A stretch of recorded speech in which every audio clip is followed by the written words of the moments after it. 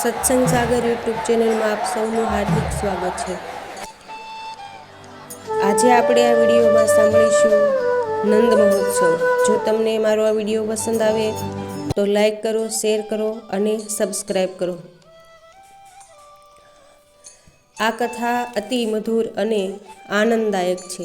જન્માષ્ટમીની રાત્રે 12 વાગ્યા સુધી નંદ બાબાએ જાગરણ કર્યું। યશોદાજીને પ્રસવનો સમય થયો। સૌ વ્રજવાસીઓ અધીરાયથી આનંદના સમાચાર જાણવા પ્રતીક્ષા કરતા હતા। નંદ બાબા પથારીમાં જ્યાં આડા પડ્યા કે યોગમાયાનું આવરણ થયું। બધાને ગાઢ નિંદ્રા આવી ગઈ। નંદ બાબાને એક સુંદર સ્વપ્ન દેખાય છે। નંદ બાબા પ્રાતઃ કાળે જાગે છે। પથારીમાં બેસીને વિચાર કરે છે કે સ્વપ્નમાં યશોદાજીની ગોદમાં જે બાળક જોયો છે તેઓ બાળક જગતમાં કોઈ ઠેકાણે નહીં હોય। નંદ બાબાના ઘરમાં નારાયણની સેવા થતી। નંદ બાબા વિચારે છે કે આ બાળક તો મારા નારાયણ કરતાં પણ વધુ સુંદર લાગે છે। જો નારાયણ કૃપા કરે અને આવો દીકરો મારે ઘેર આવે તો મારા ઘરની શોભા બહુ વધી જાય। યશોદા મૈયા સમક્ષ અતિ પ્રકાશ થયો।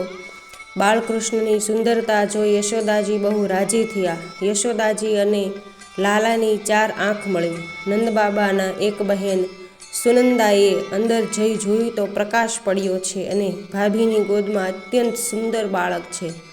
સુનંદા દોડતા ગૌશાળામાં ગયા। એક બાજુ નંદ બાબા બાળકૃષ્ણના દર્શનમાં તન્મય થયા છે અને તે સમયે સુનંદા દોડતા આવીને કહે છે, ભૈયા ભૈયા લાલો ભૈયો હે। આ સાંભળી નંદ બાબાને અતિશય આનંદ થયો। તેઓ પૂછે છે, બાળક કેવો છે? સુનંદા કહે છે કે આપણા ઘરમાં રહેલા નારાયણના જેવો જ આ દીકરો છે। નંદ બાબાએ અન્નદાન, વસ્ત્રદાન, સુવર્ણદાન અને ગાયોનું દાન કર્યું। નંદ બાબા ઉદારતાથી દાન કરે છે। દાનથી ધન શુદ્ધ થાય છે। કેટલાક ઋષિઓ ગાયના રૂપમાં હતા। અનેક વર્ષો સુધી તપશ્ચર્યા કર્યા છતાં મહાન ઋષિમુનિઓનો કામ ન મર્યો, અભિમાન ન ગયું।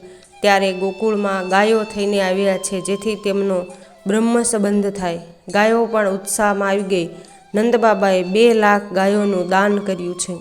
ગોકુળમાં દરેકને લાગે છે કે કનૈયો મારો છે। આજે તો લક્ષ્મીપતિએ વૈકુંઠ છોડીને વ્રજને વહાલું કર્યું છે। ગોકુળમાં સર્વ ગોપીઓએ પણ યશોદાને ત્યાં પુત્ર જન્મના સમાચાર સાંભળ્યા અને ગોપીઓ હર્ષખેલી થઈ બાળકૃષ્ણના દર્શન માટે આતુર થઈ દોડવા લાગી। ગોપીઓ દોડતી જઈને યશોદાજીને ઘેર આવી અને તેમની ગોદમાં સૂતેલા સુંદર બાળકૃષ્ણને વિવેકથી વધાવે છે। વસ્ત્ર આભૂષણનો ભેટ આપે છે। પ્રથમ દર્શનમાં જ પ્રભુએ એક એકનું મન ખેંચી લીધું છે। આજે ગોપીઓના અંતરમાં આનંદ સમાતો નથી। બધી ગોપીઓ ભાવ વિભોર બની ગઈ છે। આજે ગોપીઓને સમાધિ લાગી છે। યશોદાજી વિચારે છે કે ગોપીઓ જેટલું લઈને આવી છે તેનાથી મારે 10 ગણું તેમને આપવું જોઈએ। યશોદાજીએ તેને પાસે બેસાડી લાલાને ગોપીની ગોદમાં આપે છે।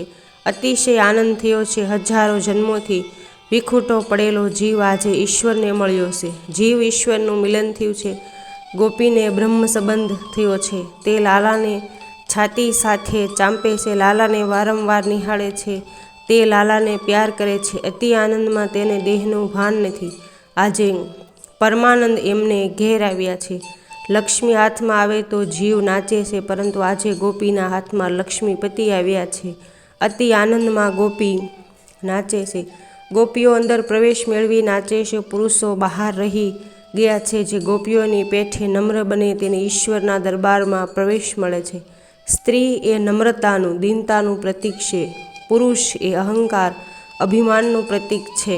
અહંકારીને ઈશ્વરના દરબારમાં પ્રવેશ મળતો નથી। શ્રી કૃષ્ણ આનંદમય છે। તે નંદ બાબાને ઘેર પ્રગટ થયા છે। નંદ શબ્દનો અર્થ જે બીજાને આનંદ આપે, જે બીજાને સુખ આપે તેને નંદ કહે છે। મધુર વાણી, વિનય, સરળ સ્વભાવ, ઉદારતા વગેરે ગુણોથી તે સર્વને આનંદ આપે છે। જે સર્વને આનંદ આપે છે તેને ઘેર પરમાનંદ પ્રગટ થાય છે। સર્વનો આશીર્વાદ મેળવશો તો સર્વેશ્વર તમારે ઘેર આવશે। માનવનો જન્મ બીજાને સુખ આપવા માટે છે. બીજાને સુખી કરવાની ઈચ્છા રાખનાર કદી દુઃખી થતો નથી. હું સુખ ભોગવીશ એવી ઈચ્છા રાખનારો સુખી થતો નથી. તમે લોકોને માટે જેવો ભાવ રાખશો તેવો ભાવ જગત તમારા માટે રાખશે. નંદબાબા સદા સર્વદા આનંદમાં રહેતા, નંદબાબા સર્વને આનંદ આપતા. આવા નંદબાબાને ત્યાં પરમાનંદ આવે છે. સર્વને આનંદ ન આપી શકાય તો કંઈ નહીં, પણ કોઈને દુઃખ ના આપો. કોઈ દુઃખી થાય તેવું ન કરો. નંદ મહોત્સવ મંદિરમાં નહીં પણ આપણા ઘરમાં જ કરવો જોઈએ, એટલે કે જીવાત્માના ઘરમાં, આપણા શરીરમાં કરવો જોઈએ. લોકો વર્ષમાં એકવાર નંદ મહોત્સવ કરે છે. ખરેખર તો નંદ મહોત્સવ રોજ કરવો જોઈએ. રોજ નંદ મહોત્સવ કરે તેનો આખો દિવસ આનંદમાં જાય છે.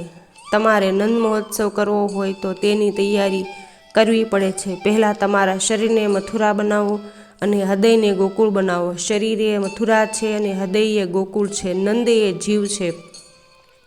આ શરીરને મથુરા બનાવી હૃદય ગોકુળમાં બાળકૃષ્ણને પધરાવજો. દ્રવ્યનું ચિંતન અને કામસુખનું ચિંતન છોડો તો તમારી કાયા પવિત્ર મથુરા જેવી બની જશે. ભક્તિ સહેલી નથી. પર સ્ત્રી, પર સંપત્તિની આસક્તિ છૂટ્યા વગર ભક્તિનો આરંભ થતો નથી. આ શરીરને મથુરા બનાવવું હશે તો તેને યમુનાને કિનારે રાખવું પડશે. યમુના એ ભક્તિનું સ્વરૂપ છે. યમુના કિનારો તે ભક્તિનો કિનારો છે. તે કિનારાને છોડશો નહીં. 24 કલાક ભક્તિના કિનારે રહેશો તો તમારું શરીર જ મથુરા થઈ જશે. તમે કથા કરો, કરાવો અને વાંચો, સાંભળો તે સારું છે, પણ કથા સાંભળ્યા પછી કંઈક સાધના કરવી જોઈએ. જે સ્વરૂપમાં જેને વિશેષ પ્રેમ હોય તેનું સ્વરૂપ ધ્યાન કરતાં તન્મય થાય તો તેનું કલ્યાણ થાય છે. પ્રાતઃકાળનો સમય બહુ પવિત્ર હોય છે. રાત્રે વહેલા સૂઈ જાઓ. દરરોજ સવારે પ્રાતઃકાળમાં પરોઢીએ 4 વાગ્યે ઉઠી અડધો કલાક ધ્યાન ધરો, પરમાત્માનું સ્મરણ કરો. ધ્યાન કરતાં પહેલાં ઠાકોરજીની થોડી માનસી સેવા કરો. માનસી સેવા અતિશય શ્રેષ્ઠ માની છે. એમાં એક પૈસાનો ખર્ચ થતો નથી અને શરીરને કોઈ શ્રમ કરવો પડતો નથી. સેવા પૂરી થયા પછી ભગવાનને વંદન કરી પ્રાર્થના કરો, તમે મારા હૃદયમાં બિરાજો, મારા હાથે સત્કર્મ કરાવો. કોઈ પણ સત્કર્મ 12 વર્ષ સુધી કરો તો જ તેનું ફળ મળે છે. ભક્તિનો નિયમ જીવનના અંતકાળ સુધી ચાલુ રાખો. વાણીઓ રોજ સવારે 4 વાગ્યે ઉઠી માનસી સેવા કરવા લાગ્યો. વાણીએ 12 વર્ષ સુધી નિયમથી સેવા કરી. પ્રત્યક્ષ ઠાકોરજી આરોગે તેના દર્શન તેને થવા લાગે છે. તેને ખૂબ આનંદ આવે છે. માનવ શરીર સાધના કરવા માટે છે. માનસી સેવાથી મનના સંકલ્પ વિકલ્પ ઓછા થાય છે. જે દિવસે અંતરાત્મા બોલે કે હવે તારું મન શુદ્ધ થયું છે, ત્યારે તમે સાચા વૈષ્ણવ. લાલાની સેવા કરતાં આંખમાંથી પ્રેમાશ્રુ નીકળે ત્યારે જ મન શુદ્ધ થાય. પ્રાતઃકાળમાં પરમાત્માના ધ્યાન સેવા કરતાં જે તન્મય થાય છે તેને ભક્તિ રસનો આનંદ મળે છે. તેને જીવનના સુખ દુઃખની અસર મન ઉપર થતી નથી. આપણા જીવનમાં તો કોઈ ખાસ દુઃખ નથી. સંતોના જીવનમાં અનેક દુઃખો આવે છે. મન ઉપર સુખ દુઃખની અસર ન થાય તેવી ઈચ્છા હોય તો પ્રાતઃકાળે નંદ મહોત્સવ કરો. નંદ મહોત્સવ શ્રાવણ વદ 9મીના દિવસે થાય છે. પરમાત્માના ચરણે જવાના 2 માર્ગ છે. એક જ્ઞાન માર્ગ અને બીજો ભક્તિ માર્ગ. પ્રેમ માર્ગમાં સંપૂર્ણ વૈરાગ્ય હોય તો જ જ્ઞાન માર્ગમાં સફળતા મળે છે. જ્ઞાન માર્ગમાં સંપૂર્ણ ત્યાગ છે. પૂર્ણ વૈરાગ્ય હોય તો જ જ્ઞાનમાં સિદ્ધિ મળે છે. ભગવાન શંકર ત્યાગ માર્ગી છે. સર્વનો ત્યાગ કરવો એ સહેલું નથી, બહુ કઠણ છે. જ્ઞાન માર્ગ કઠણ છે તો ભક્તિ માર્ગ પણ સહેલો નથી. સર્વને પ્રભુનું સ્વરૂપ સમજીને પ્રેમ કરો એ પણ કઠણ છે. કેટલાક લોકો એવું સમજે છે કે ભક્તિ માર્ગ સહેલો છે. ભગવાનને ફૂલની માળા અર્પણ કરવી, ભોગ ધરાવવાનો, આરતી ઉતારવાની, ઉપવાસ કરવાનો, ખૂબ પ્રસાદ ખાવાનો વગેરે કરવાથી ભક્તિ થઈ જતી નથી. ભોગ ધરવો, આરતી ઉતારવી એ તો ભક્તિનું એક અંગ છે. ભક્તિ એટલે પ્રેમ કરો, એટલે કે સર્વ સાથે પ્રેમ કરો.